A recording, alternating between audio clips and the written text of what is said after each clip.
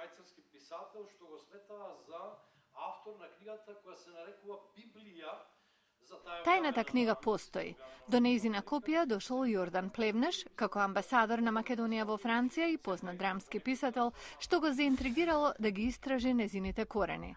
Во колаборација со Влада Цветановски и Љубе Цветановски, за патешествието е направен филм, полн со мистика и поезија, што води низ многу предели, но почнува во Македонија.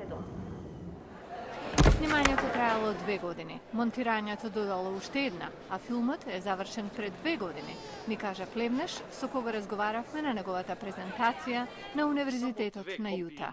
Тој е среќен што, како што рече, македонската тајна духовна историографија ќе биде споделена со американските пријатели, кои како македонисти навсекаде во светот ја бранат идејата за македонскиот идентитет. Приказната е потрага по еден изгубен средновековен ракопис, од кого се останати само 2 копии, на латински.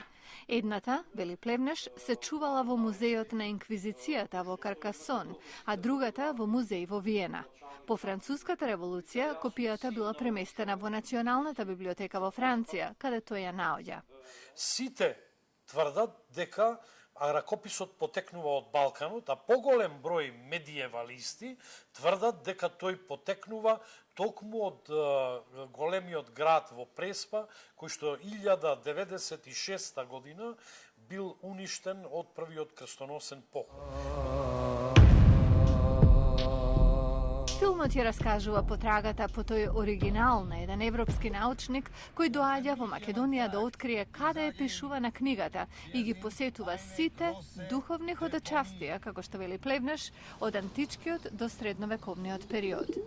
Во Македонија живее човек со истото име како авторот на книгата, кој користи гулаби писмоносци за испраќање пораки до сите светски библиотеки, за да ја откријат тајната за Македонија.